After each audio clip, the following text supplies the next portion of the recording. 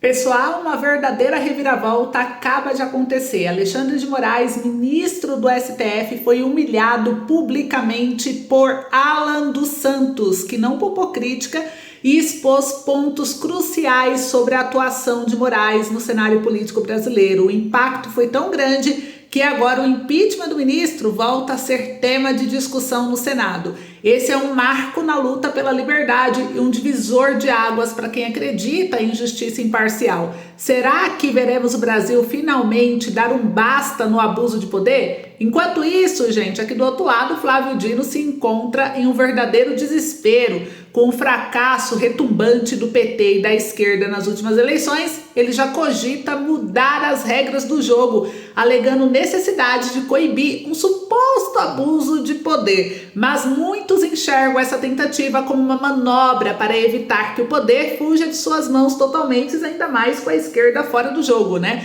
A perda de força nas urnas está mexendo com o alto escalão da esquerda e a população observa de perto cada passo dessa tentativa de manipulação.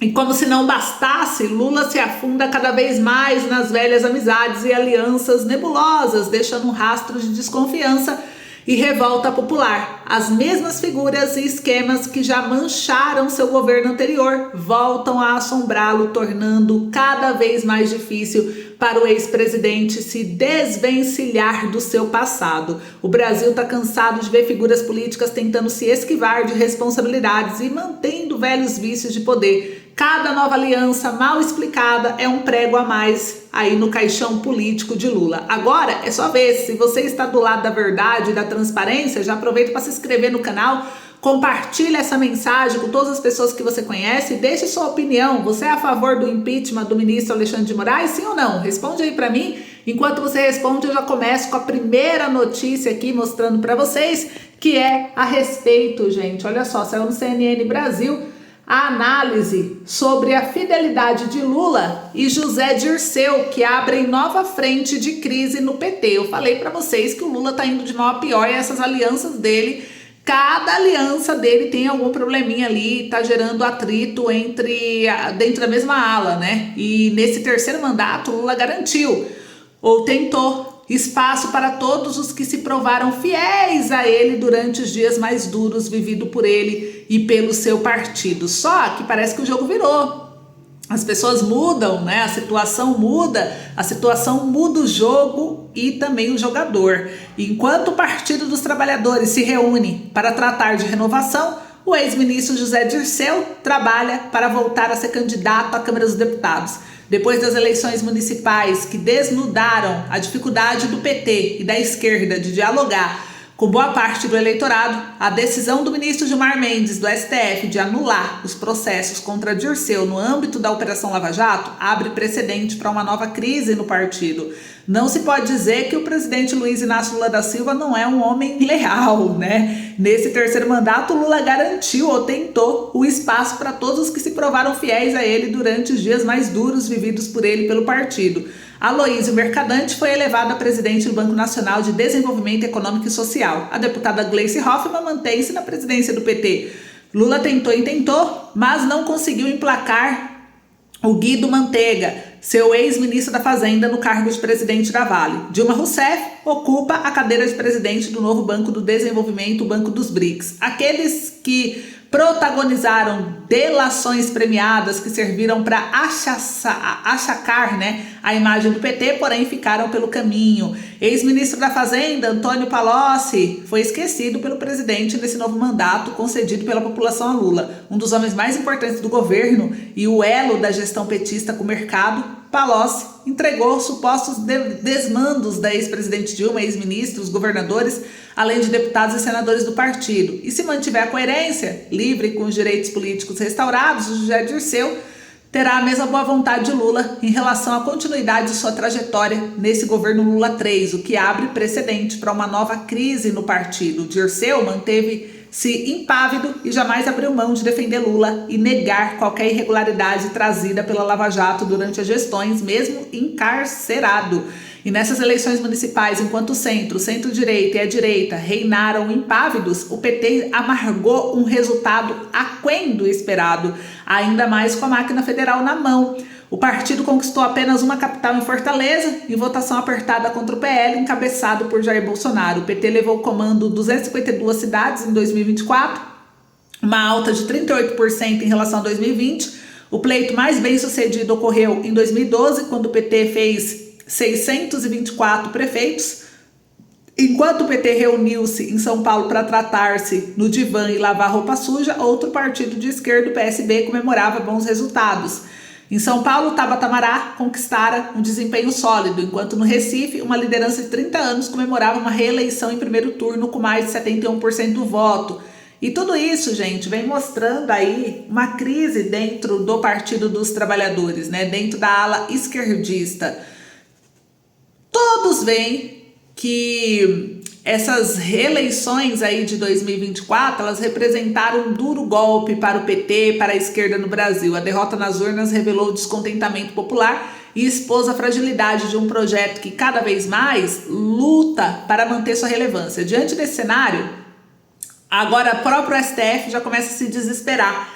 O Dino saiu aqui no Infomoney, defende novas normas para conter abuso de poder nas eleições. O ministro ressaltou que o abuso de poder econômico e da autoridade, além da utilização indevida de veículos ou meios de comunicação social em benefício, olha isso, é o que diz aqui, em benefício de candidato de partido, são antigos problemas. Então o ministro Flávio Dino do STF afirmou que é preciso novas reflexões teóricas, elaborações normativas e atividade jurisprudencial para combater os abusos de poder nas eleições. A declaração foi feita por meio das redes sociais, foi publicada um dia após o segundo turno do pleito realizado no último domingo do dia 27, e Dino ressaltou que o abuso de poder econômico e de autoridade, né, além da utilização indevida das redes sociais, é um benefício, em benefício de candidato ou partido, são problemas que persistem sob novas formas. E a campanha de Boulos pediu à Justiça Eleitoral a inelegibilidade do governador, do prefeito reeleito. O argumento foi de que Tarcísio teria usado seu cargo para interferir no resultado da reeleição, o que configura abuso de poder político, e gerou uma polêmica grande aí, né? E agora o ministro da Justiça, Flávio Dino, ele já parece planejar uma resposta. Mudar as regras eleitorais para conter o que chama de abuso de poder. Essa proposta levanta dúvidas sobre as reais intenções da esquerda, que agora parece buscar formas de se blindar e garantir vantagem em um cenário onde a sua queda se torna cada vez mais evidente. É claro que a esquerda não é forte em redes sociais. Dino defende novas formas que visam limitar a influência de determinados setores nas campanhas, especialmente nas redes sociais, argumentando que há uma disparidade de forças que compromete a lisura do processo eleitoral. Embora a justificativa pareça ser a de proteger a democracia, o timing dessa proposta gera questionamentos. Por que somente após as derrotas expressivas da esquerda surge a necessidade, né, de discutir abusos de poder nas eleições? A movimentação do ministro da Justiça sugere que, ao invés de repensar estratégias e reconquistar o apoio popular, a esquerda esteja mais preocupada em criar barreiras que dificultem o crescimento dos adversários. Essa tentativa de mudança nas regras eleitorais é vista por muitos como uma estratégia para conter o avanço das forças conservadoras, que têm conquistado espaço com propostas alinhadas ao desejo de renovação da população. Ao tentar moldar o processo eleitoral para se proteger, a esquerda pode acabar reforçando o sentimento que, ao invés de competir em igualdade, prefere recorrer às normas que garantem sua permanência no poder. E para a população, essa postura de blindagem é um sinal de que a esquerda já não consegue esconder seu enfraquecimento. A confiança popular se desgasta e o PT e seus aliados parecem mais focados em limitar a oposição do que em corrigir suas próprias falhas. A verdadeira resposta à queda de popularidade deveria ser uma autocrítica e uma reavaliação profunda dos próprios erros, mas ao invés disso, o que se vê é uma tentativa de moldar as regras do jogo para que os mesmos continuem jogando. Se a esquerda quer recuperar sua relevância, precisará demonstrar transparência, compromisso com o interesse público e, acima de tudo, respeito ao desejo de mudança manifestado nas urnas, o que eu acho bem difícil para o partido. Manipular regras para conter o crescimento de adversários não é apenas um desrespeito ao processo democrático, mas uma confissão de que a queda é real e de que as estratégias para contê-la já se tornaram prioritárias. Agora, uma outra informação aqui, gente. Enquanto isso, olha só o que acontece aqui, mais uma notícia, né, que saiu. O Alan dos Santos fala sobre ter virado Uber nos Estados Unidos e provoca Alexandre de Moraes. Gente, a UOL trouxe aqui a reportagem.